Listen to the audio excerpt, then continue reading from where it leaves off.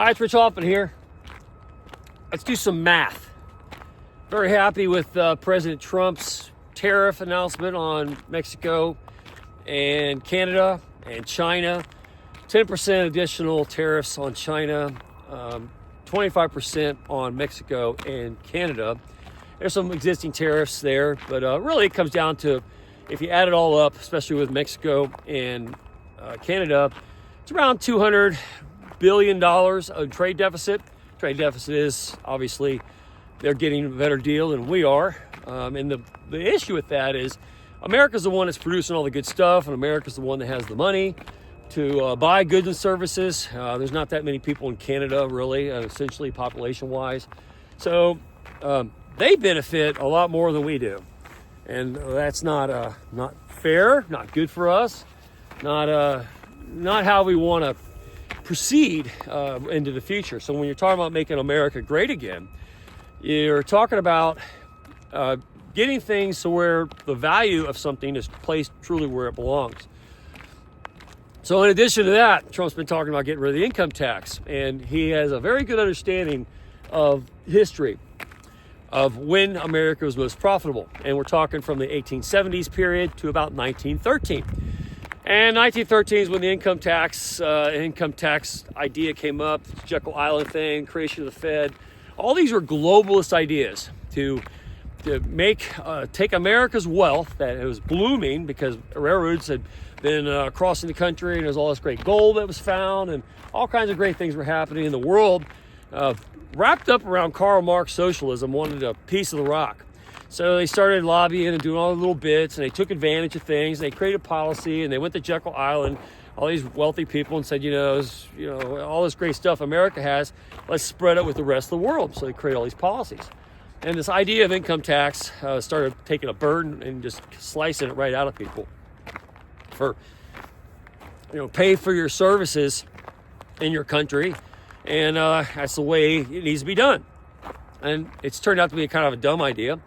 We generate about, I think it's $2.4 trillion a year in income tax. So it's just taxing you for living in the country, the income you make. So it's always been a progressive bit of nonsense, and probably should have got rid of it altogether, because a lot of that money that is made on income tax could be made on outcome tax, or like Trump says, an external revenue service, not an internal one. So let's get rid of this internal nonsense and make it external. So let's do good things in America and then let other people enjoy them. And there's going to be a cost for it, and charge them for it. But our tariffs, our trade imbalances, it's basically a mooching system. You have to talk when you see that the Canada and Mexico are not happy about it. Let's not vacation, like Justin Trudeau saying, don't vacation in the United States, and you're going to boo the Star Spangled Banner at hockey games and all this little crybaby stuff that's going on, because they've been able to be socialists. They're Marxists and socialists. Marxist is the umbrella, everything under it, like socialism, communism. China's a communist country. Mexico is a socialist country. Justin Trudeau in Canada is a socialist, open socialist. These are people who can't run their own stuff, and they've been able to hide it through an unearned merit behind the trade imbalances. So they've been able to feel like they're equal and open and able to be at the same table with everybody else, because America has carried all the weight for the financial burdens. There's going to be tariffs for Europe too, the European Union. All this NATO stuff, who's paying what, us paying 100% of NATO when nobody else is paying anything. And what are they really making these places? What do we really want? We really need wine from France when you can get it from California? I mean, what do they do that's really that great? But I guarantee you the things that we do in America are things that the rest of the world really likes. And they should pay for it. It's only fair. So if you start fixing all these deals and getting things pointing in the right direction, Trump knows the math adds up to catching up to $2.4 trillion pretty fast, and you can start talking about seriously get rid of the Internal Revenue Service and having the rest of the world pay for the deficit. Meanwhile, they're going out and with Doge, they're talking about cutting $1 trillion out of just that.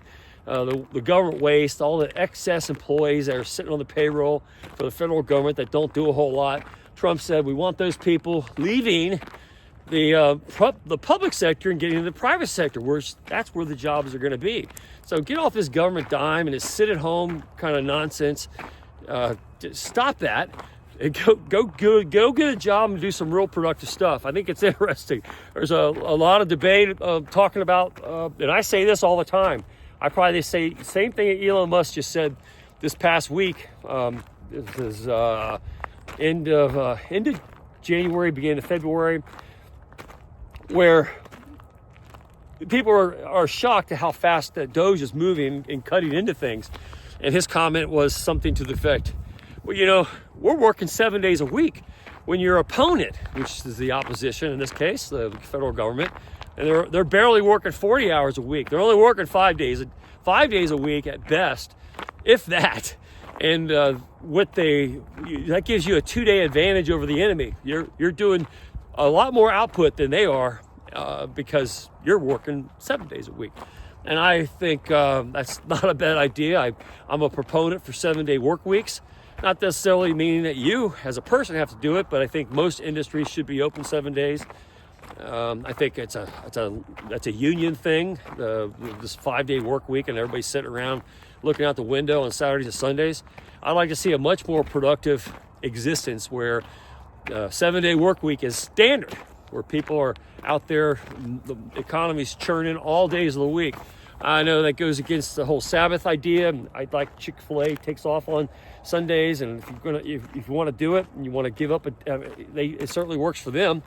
I admire people who have that kind of religious standard, but I personally love to see productive enterprise moving all the time, and that's what we're talking about. And when Elon Musk says, "Hey, I'm working 7 days a week," my enemy, the federal government, is working 5 days a week. They're giving me 2 days free to conquer them.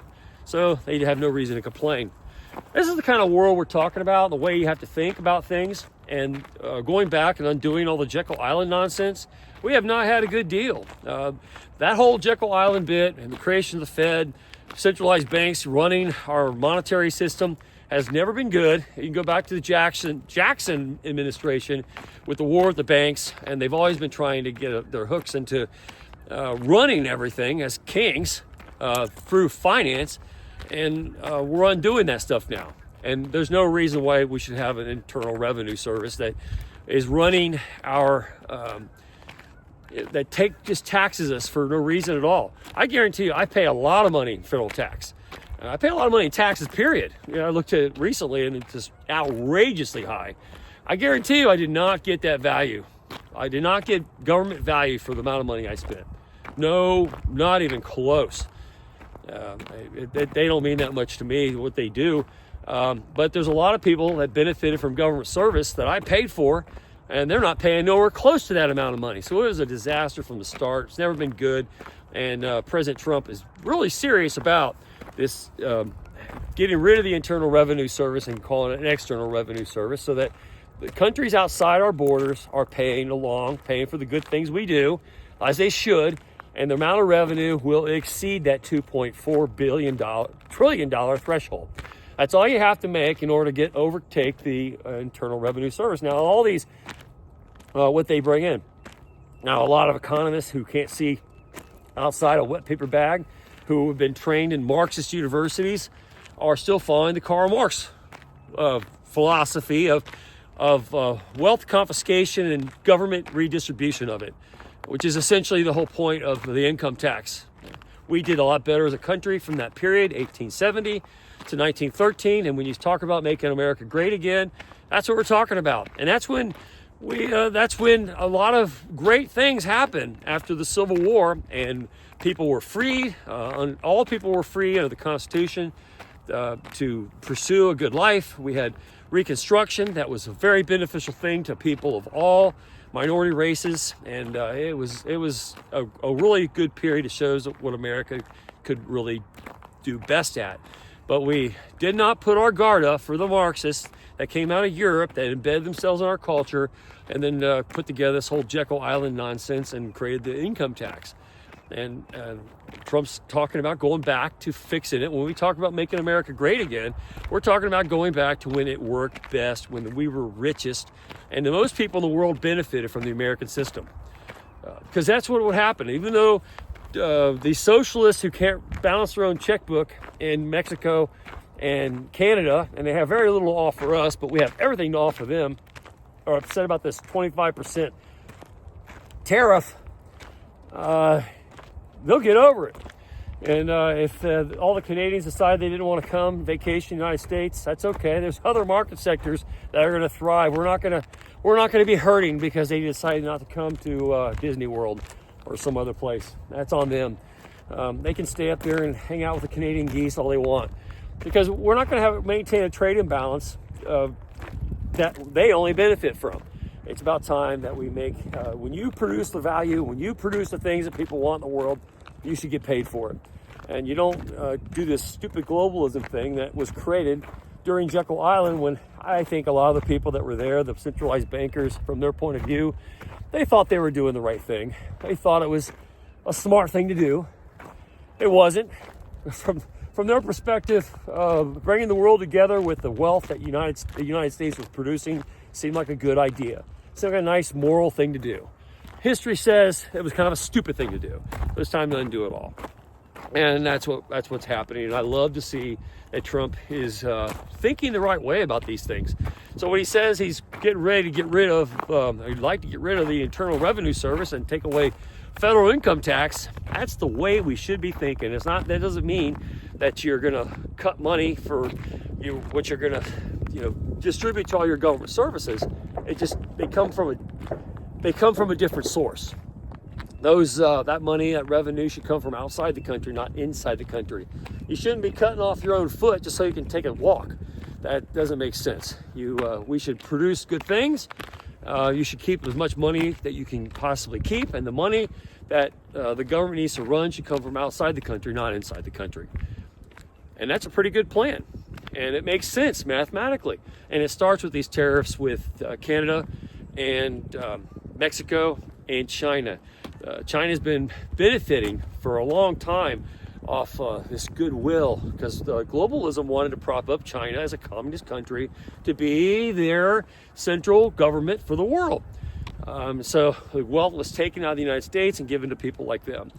We've been maintaining, I think, if you take an average, about 10.7% throughout the last few years from Trump's first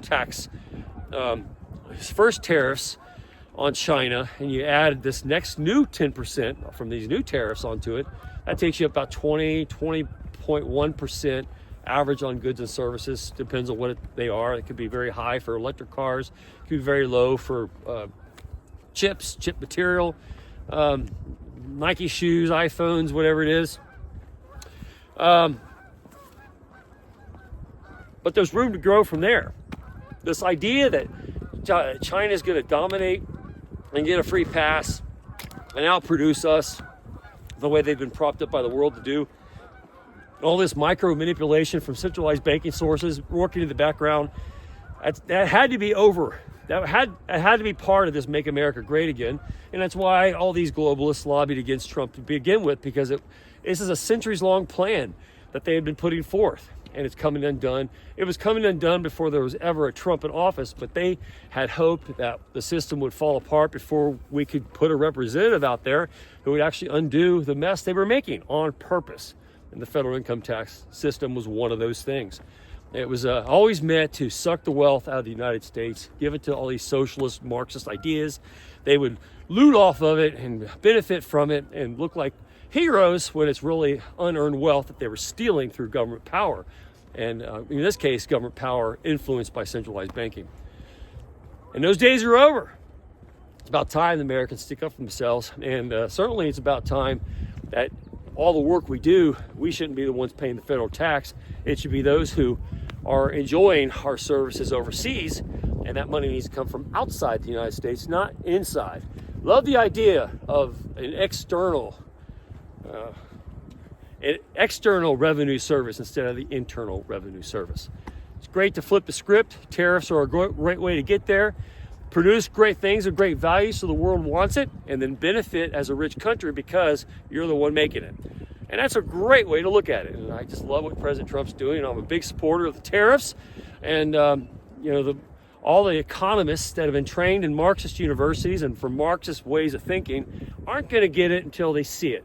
And it won't take very long for America to become very wealthy. And with that great wealth, great things can be done morally to the whole world, and everyone will benefit in the end. But you got to stop the bleeding and the stealing of where real wealth is created. And you have to put the benefactors in charge so that they can continue to produce that wealth without penalty. And that's what's been holding us back for many years, at least over 100 years, since 1913. Time to fix it. Anyway, Trump's doing it. Love it. My name's Rich Hoffman here. Share, subscribe, make tomorrow a better day. If you ever read my book, The Gunfighter's Guide to Business, I think you'll love it. Anyway, have a good day. See you later.